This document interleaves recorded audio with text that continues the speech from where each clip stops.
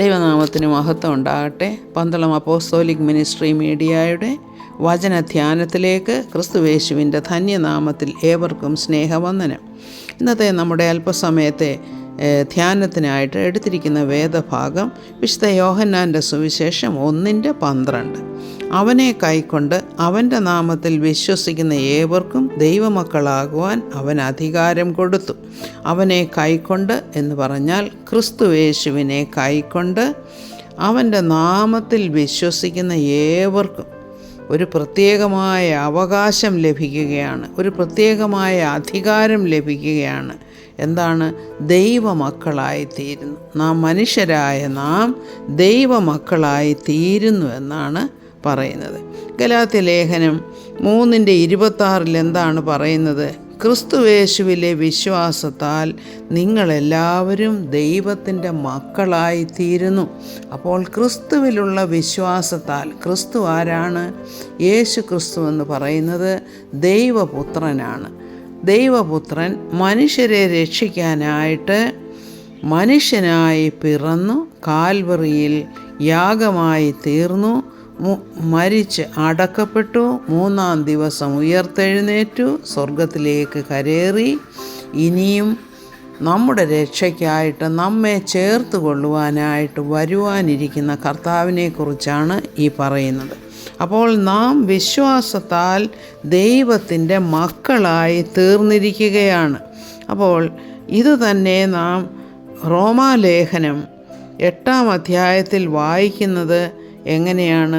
ദൈവാത്മാവ് നടത്തുന്നവർ ഏവരും ദൈവത്തിൻ്റെ മക്കളാകുന്നു. അതായത് ദൈവത്തിൻ്റെ ആത്മാവിനാൽ നടത്തപ്പെടണം നാം. ക്രിസ്തുയേശുവിൻ്റെ ആത്മാവ് നമ്മിലുണ്ടെങ്കിൽ നാം ക്രിസ്തുവിനുള്ളവരായിട്ട് തീരുകയാണ്. അപ്പോൾ പിന്നെ എന്താ പറയുന്നത്? നമ്മൾ ഭയപ്പെടേണ്ടതിന് ദാസ്യത്തിൻ്റെ ആത്മാവിനെ അല്ല നമുക്ക് തന്നിരിക്കുന്നത്. എന്തുകൊണ്ടാണ് ഈ ദാസ്യത്തിൻ്റെ ആത്മാവെന്നിവിടെ പറയുന്നത്? പഴയ നിയമത്തിൽ ന്യായപ്രമാണം അനുസരിച്ച് നടക്കണമായിരുന്നു. അത് വളരെ ബുദ്ധിമുട്ടുള്ള കാര്യവുമായിരുന്നു. ഏതെങ്കിലും ഒരു നിയമം തെറ്റിച്ചാൽ മുഴുവൻ നിയമവും തെറ്റിച്ചതുപോലെ. അപ്പോൾ എപ്പോഴും ഭയമായിരുന്നു. മരണത്തിൻ്റെ ശുശ്രൂഷയായിരുന്നു അത്. കാരണം അനുസരണക്കേട് കാണിച്ചാൽ അതിൻ്റെ ഫലമായിട്ടെന്താണ്? മരണമാണ് സംഭവിക്കുന്നത്. എന്നാൽ ഇപ്പോൾ അങ്ങനെയല്ല. കർത്താവ് നമ്മുടെ പാപങ്ങളെയൊക്കെയും ക്ഷമിച്ചു. കർത്താവ് നമ്മുടെ പാപത്തിൻ്റെ ശിക്ഷ കാൽവറിയിൽ ഏറ്റെടുത്തു. അപ്പോൾ നാം ആ ഒരു വലിയ ബന്ധത്തിലേക്ക് ക്രിസ്തുയേശുവിൽ കൂടെ നാം ദൈവമക്കളായി തീരുകയാണ്. അബ്ബാ പിതാവേ എന്ന് വിളിക്കുന്ന പുത്രത്വത്തിൻ്റെ ആത്മാവിനെയാണ് നാം പ്രാപിച്ചിരിക്കുന്നത്. കാരണം നാം ദാസ്യത്തിൽ നിന്നും പുത്രത്വത്തിലേക്ക് കടന്നിരിക്കുന്നു. അപ്പോൾ നാം ദൈവമക്കളായി തീരുന്നു. എങ്ങനെയാണ് ദൈവമക്കളായി തീർന്നത്? നാം വിശ്വാസത്താലാണ് ദൈവമക്കളായി തീരുന്നത്. അപ്പോൾ ദൈവത്തിൻ്റെ മക്കളെന്ന് പരിശുദ്ധാത്മാവ് നമ്മുടെ ആത്മാവോട് സാക്ഷ്യം പറയുകയാണ്. നാം മക്കളെങ്കിലോ അവകാശികളാകുന്നു. എന്തിൻ്റെ അവകാശികൾ? സ്വർഗത്തിൻ്റെ അവകാശികളായിത്തീരുന്നു. ദൈവത്തിൻ്റെ അവകാശികളും ക്രിസ്തുവിന് കൂട്ടവകാശികളുമായി തീരുന്നു. നാം അവനോട് കൂടെ തേജസ്കരിക്കപ്പെടുകയും ചെയ്യും. അതാണ് നമ്മുടെ അവകാശത്തിൻ്റെ ആ വലിയ പ്രാധാന്യമെന്ന് പറയുന്നത്, അല്ലെങ്കിൽ മഹിമയെന്ന് പറയുന്നത്. ഇനി ഗലാത്യ ലേഖനം തന്നെ 3:29 എന്താണ് പറയുന്നത്?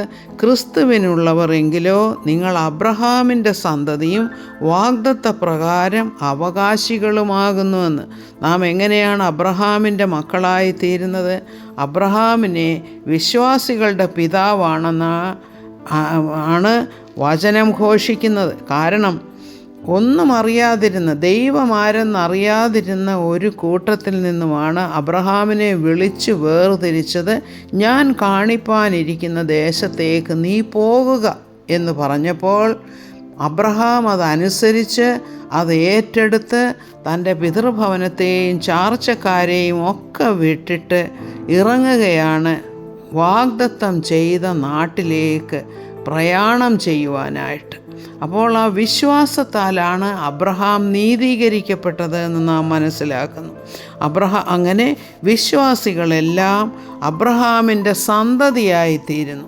അബ്രഹാമിന് എന്താണ് വാഗ്ദത്തം ചെയ്തത്? പാലും തേനും ഒഴുകുന്ന നാട്. ഇപ്പോൾ നമ്മൾ പുതിയ നിയമത്തിൽ പറയുകയാണെങ്കിൽ സ്വർഗരാജ്യത്തിന് നാം അവകാശികളായിത്തീരുന്നു. പാലും തേനും ഒഴുകുന്ന നാടെന്ന് പറയുമ്പോൾ സമൃദ്ധിയുടെ നാട്, ഒന്നിനും കുറവില്ലാത്ത ഒരു പ്രദേശം, സന്തോഷമുള്ള പ്രദേശം, നിത്യജീവൻ അനുഭവിക്കാനായിട്ട് ദൈവം നമ്മളെ വിളിച്ചിരിക്കുന്നത് സ്വർഗത്തിൽ നാം നിത്യജീവൻ അനുഭവിപ്പാൻ വേണ്ടിയിട്ടാണ്. അപ്പോൾ ഇതാണ് അബ്രഹാമിൻ്റെ മക്കൾ അല്ലെങ്കിൽ വിശ്വാസികളായ നമ്മുടെ അവകാശം ആയിട്ട് ദൈവം തരുന്നത് സ്വർഗത്തിലെ പൗരത്വമാണ്. നാം സ്വർഗത്തിലെ പൗരത്വം സ്വീകരിക്കുന്നത് വിശ്വാസത്താലാണ്. വിശ്വാസത്താൽ നാം അവകാശികളായിത്തീരുന്നു, അധികാരമുള്ളവരായിത്തീരുന്നു. ഒരു രാജ്യത്തിൻ്റെ പൗരത്വം നമുക്ക് ലഭിക്കുമ്പോൾ അവിടെ നമുക്ക് ചില അവകാശങ്ങളുണ്ട്, നമുക്ക് ചില കടമകളുമുണ്ട്. അപ്പോൾ കടമകളും അവകാശങ്ങളും ഒരുപോലെയാണ് മുന്നോട്ട് പോകേണ്ടത്. അപ്പോൾ കടമയെന്ന് പറയുമ്പോൾ ദൈവത്തിൽ വിശ്വസിച്ച് പരിശുദ്ധാത്മാവിൻ്റെ ആലോചന പ്രകാരം ജീവിക്കുക. അധികാരം എന്താണ്? സ്വർഗത്തിലെ സകല അധികാരങ്ങളും നമുക്ക് ലഭിച്ചിരിക്കുകയാണ്. അതൊരു മഹാഭാഗ്യമാണ്. ദൈവം അനുഗ്രഹിക്കട്ടെ എന്ന് പ്രാർത്ഥിക്കുന്നു. സകല മഹത്വവും കർത്താവിന്. ആമേൻ. Praise the Lord.